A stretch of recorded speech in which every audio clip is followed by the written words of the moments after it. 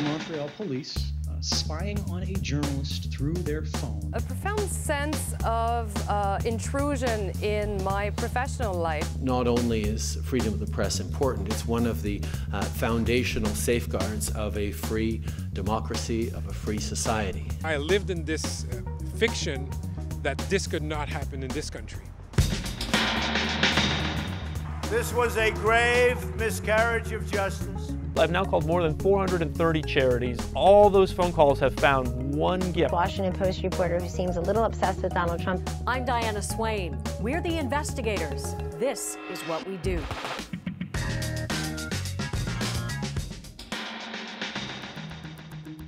Journalists often come under attack for simply doing their jobs.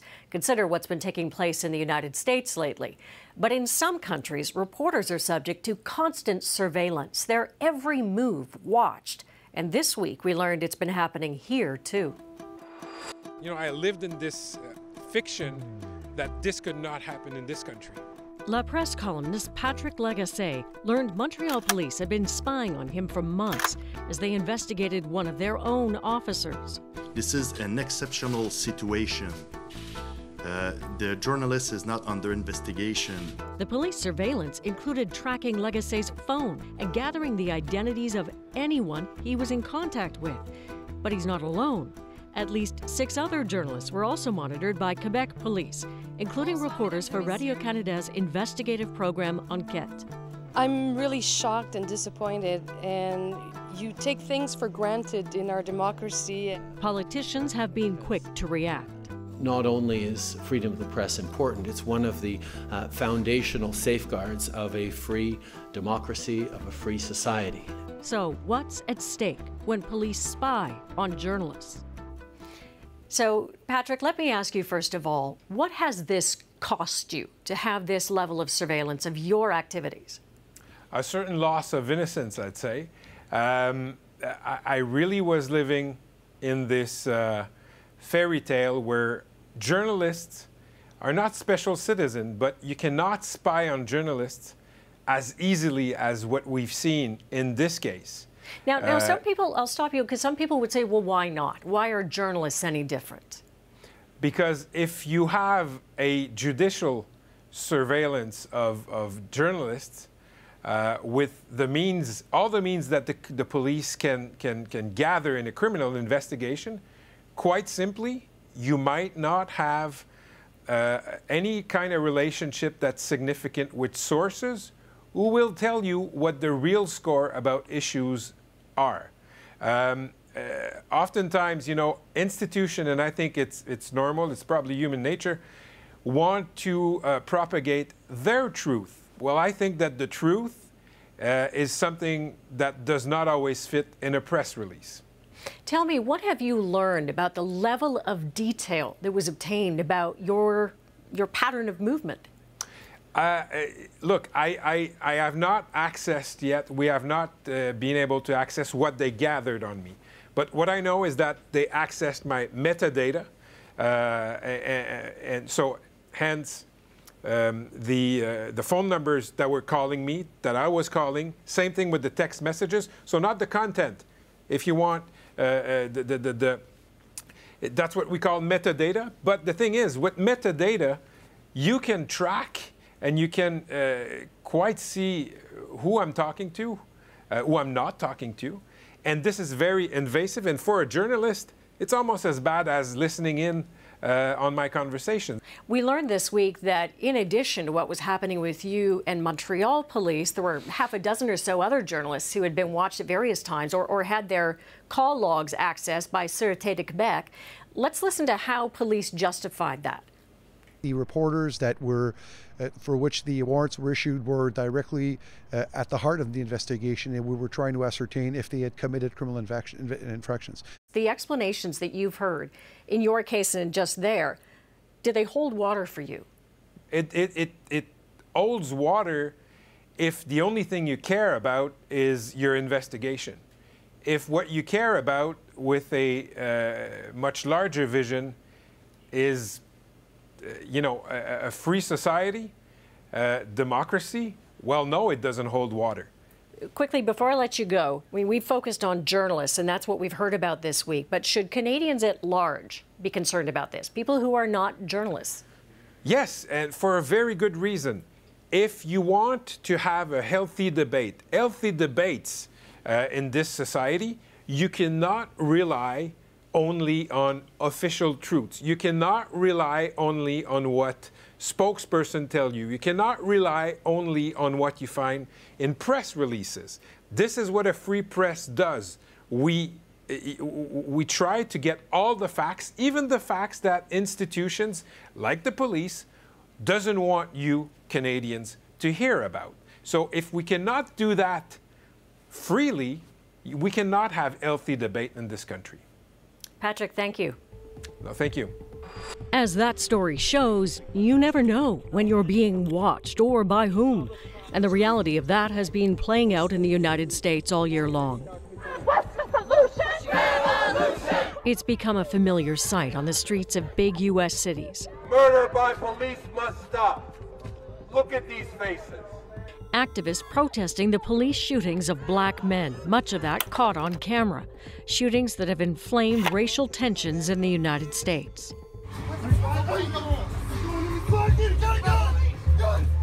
He just shot his arm off. You're down on the ground now! You're down on the ground now! The country has been forced to come to grips with the killings and the anger that has spawned the rise of the Black Lives Matter movement. I'm not asking for justice. I'm demanding justice. The footage grabbing headlines and adding to the public's outrage, but also prompting journalists such as the CBC's Mark Kelly to ask if the video tells the real story or distorts the truth. Does it hold police to account or unfairly paint a picture of brutality? Body cameras are a tool. It's important to keep in mind that they are just one tool. So what is it you wanted to determine by looking at this? Because, you know, these cell phones these days are ubiquitous, and so is the video that's coming from them. Yeah, well, they've really changed the conversations we're seeing in the United States right now about how people see police and policing. And what we wanted to do, Diana, was put the police body camera on trial to see what this thing, how effective it is, what story it really tells or doesn't tell, how selective it is, how easy it is to distort the picture that it's conveying. Because right now, in America, every day, about 3 people will be killed by police. Every single day of the year. This is the reality. What people want is a fuller picture of what's happening because these cameras are ubiquitous. But these are randomly taken bystander videos as opposed to putting something on a police officer so it's there for us all to see. But as I mentioned, this has really changed the way we see policing. As we well know, as people who work in television, there's always stuff outside the frame. You know, even as we try to be transparent, there's more beyond that. And the same is true of whatever you capture on this or on those body cameras. Well, one of the issues that the police have is when these videos go viral, and these videos are out there and they're everywhere. When they go viral, typically what you see is maybe 35 seconds, maybe 45 seconds. What the police say is we want the full context, and that's why police actually support the idea of using body cameras. But it's really interesting, and when we did some experiments with this just to see how those images, and they may seem so obvious to you as you watch them, but they can tell a very different story. Let's take a look at that. Watch the scenario play out from the point of view of the body cam without audio. Now watch it again from a wide angle with the audio. Yes, sir. Yes, sir. Yes, sir. Yes, sir. Stop resisting. I'm not resisting, sir. Stop Not resisting, sir. Stop resisting, sir. So what we saw the first time, that camera's moving around, and that's actually representing the tussle that is in fact not taking place. And we have seen real life scenarios where this has happened, where the police are saying stop resisting as they wrestle with a suspect, but a wider camera angle has shown that the person was lying prone on the ground saying I am not resisting. Okay. And why this is important is this is evidence that can be used to convict people. So it's important to get the bigger picture. This is a piece of the puzzle, but it's not the whole puzzle. And you've got police though saying this is exactly why I don't want a body cam on, because it's going to be used against me. So why are there some police forces, even in Canada, who who actually want to go this route? Because, as they say, as I was mentioning before, they think it'll give a bigger picture of what happens. And they also think that what it shows is how the public can react to the police. That sometimes it's the public that is being very provocative, that they're the ones who are actually pushing police into a scenario, threatening them, endangering their lives as well. And they think that the body cameras can tell that full story. But at the end of the day, Diana, there's no one single tool. There's no one panacea that can rebuild relationships, build trust and transparency. But I think, certainly after all the investigation we've done on this, the body camera is an important tool to tell that fuller picture and to let everyone know they're being watched and that we will judge them based on what we see on those cameras. Thanks, Mark. Thanks, Diana. She's totally unhinged. We don't want any of that. Tension in the United States has been about more than race. It's about who should lead the country. Have journalists helped or hurt voters' ability to make a good decision? Washington Post reporter who seems a little obsessed with Donald Trump. We'll speak with the Washington Post reporter facing criticism for what he's discovered about Donald Trump. That's next. But first, election night. Decision 80. A moment TV News Network spent months, even years, preparing for, figuring out how to tell a story that could change the course of history. Sometimes people call them gimmicks that they use. Now, we don't want to say that. Networks, including our own, roll out fancy new graphics. Kind of virtual House of Commons. Swanky new sets and, yes, sometimes gimmicks to get a competitive edge on the big night. You'll see the map really tells the story, doesn't it? Those maps have come a long way since the 80s. But when it comes to election night wizardry, who could forget CNN's 2008 coverage? We're joined now via hologram by Will.i.am, who is live in Grant Park. Let's see if we can beam him in now. Yes, hologram. Some call these technical feats gratuitous, others effective storytelling. But rest assured, the investigators will never stoop to that. We'll be right back.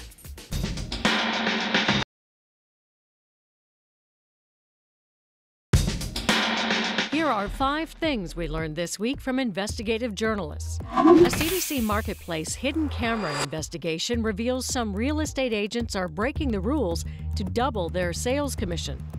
An investigation by ABC News and the Center for Public Integrity sparks a class action lawsuit. Hundreds of sick coal miners may have been wrongly diagnosed and denied disability benefits. CBC News learns Elizabeth Wetlaufer, the nurse charged in connection with 8 deaths at Ontario nursing homes, jumped from job to job before her arrest. An investigation by CBC's Go Public finds thousands of Canadians could be billed for illegally downloading content, such as video games, whether they're guilty of it or not. And the New York Times continues its investigation into Donald Trump's taxes. He may have avoided paying tens of millions of dollars in personal income tax by using a loophole that has since been outlawed. That story is one of many broken by investigative journalists in the run-up to Tuesday's historic election, revealing information that candidates would prefer to hide.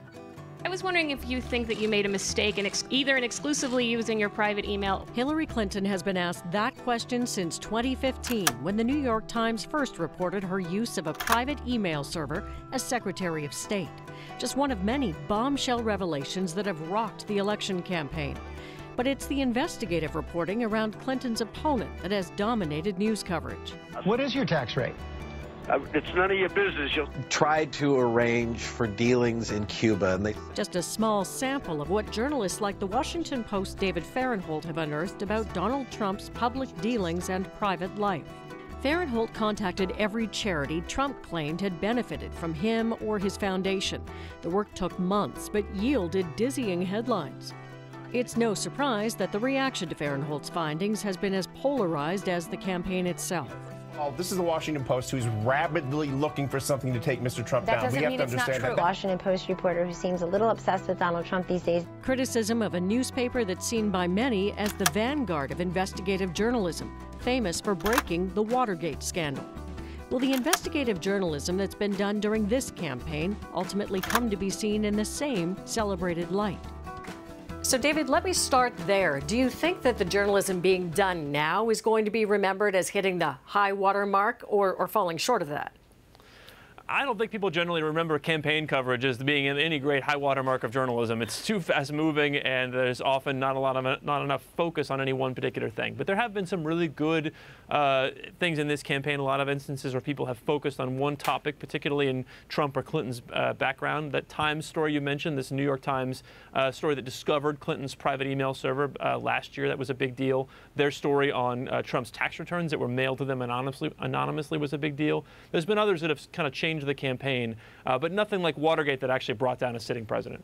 Let's talk about the journalism that you did. And it's interesting because a lot of people are holding it up as exactly this is what investigative journalism is. You actually pick up the phone and you start doing some research.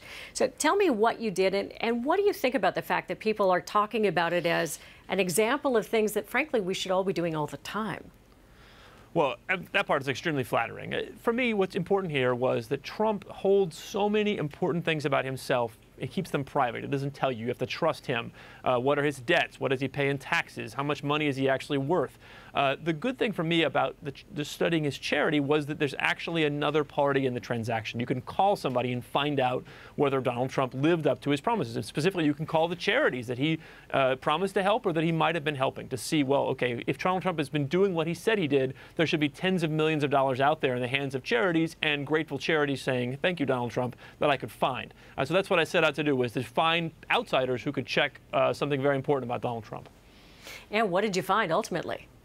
So I've now called more than 430 charities, and these are charities that seemed close to Trump. The Trump people haven't cooperated at all. They haven't given me a list of the charities Trump helped. They've just said, oh, he gives tens of millions of dollars and it's out there someplace. I've kind of reverse engineered that list. I've got to 430 charities, and all those phone calls have found one gift out of Trump's own pocket between 2008 and May of this year. That was a gift for less than $10,000 in 2009. That's the only gift that I've found out of his own pocket when there's supposed to be tens of millions out there.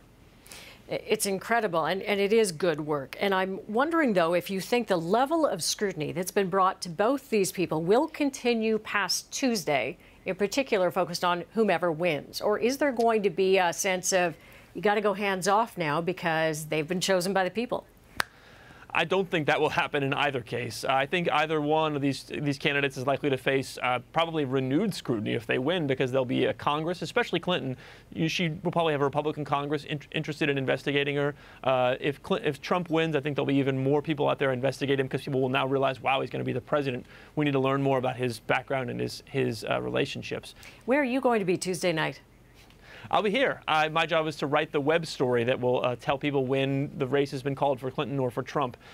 So one of the jobs in the next few days is to pre-write the long story that says Clinton wins and the long one that says Trump wins, so we can just slap it on there. I don't have to write it on the fly when the race is called. And just make sure you press send on the right one. Yeah. Thanks, David. Thank you. You are fascinated with sex and you don't care about public policy. A bizarre moment for sure, but it's a serious question for journalists. How to report on the private lives of public figures. My POV just ahead. Plus, ask me anything. What kind of advice would you give on building genuine and trusting relationships with sources? It's a good question. I'll try to answer it next. First, investigators on assignment. I'm Matt Kwang, an online reporter with CBC News in Washington. I've been traveling all around the United States during this most toxic of election campaigns. Democratic states, Republican states, and swing states that could determine the next president. I've seen how polarizing these candidates are for some voters, how ugly this contest has become, and I've learned also not to be surprised by yet another October surprise. On election night, I'll be part of a team bringing you live coverage at CBCNews.ca. Then I'm hitting the road to talk to American voters about how such a divided country can come back together again.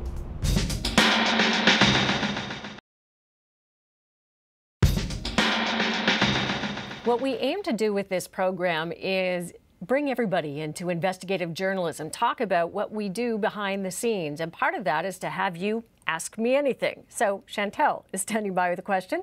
What would you like to know? Well, Diana, I'm wondering what kind of advice would you give on building genuine and trusting relationships with sources without crossing ethical lines or risking conflicts of interest? It's interesting. I mean, I think what we've explored on the program this week is that journalists need to have a relationship of trust with the people that they talk to. And you build your own relationship as a journalist by showing that that trust can be believed in through your career. I mean, that's how you establish your reputation. And you can build a rapport with people, you can feel empathy for them, but you always have to maintain that there's a line. You are a journalist doing a job. And it's why we don't cover stories that involve our own families or people that we're close to, because it's next to impossible to be objective. You really do have a conflict, and your work will suffer. So maintaining that line, maybe even restating that the line needs to be there, is important when you're doing your work as a journalist. Thanks for the question. Thanks for having me. You're welcome. Well, we've put this off as long as we can, but it's time for the talk. You know, that talk. You've heard the expression that sex sells. People often say that to deride coverage in the media they think is just about selling more newspapers or getting higher ratings. Many journalists, in fact, don't even want to do stories about it because they don't want to be seen as pandering. So what do you do when there's just no getting around sex? You are fascinated with sex and you don't care about public policy. Now, that's what I get out of Newt Gingrich and Megyn Kelly in their now infamous sparring match over Trump. His supporters charge the media has been obsessed with Trump's comments about women and those who accused him of touching them inappropriately. Is there a genuine suggestion here that that should have been ignored? This made that impossible. I just start kissing them. It's like And for the record, there is a world of difference between sex and sexual assault. The coverage has cut both ways. Recall that Trump sat Bill Clinton's accusers in the audience at one of the debates. Hillary Clinton's critics argue her husband, no longer constrained by the role of running the country, will have too much time on his hands in the White House, and they've made sure to remind us what happened last time he was there. I misled people, including even my wife. Given that not that long ago, Congress nearly impeached a president for lying about sex, it's pretty tough to argue that it doesn't matter. So no, Newt, we are not obsessed with sex. But the days when journalists look the other way, as Marilyn Monroe visited the White House, are long gone. Journalists tend to be obsessed with the story, wherever it leads. I'm Diana Swain. This is The Investigators.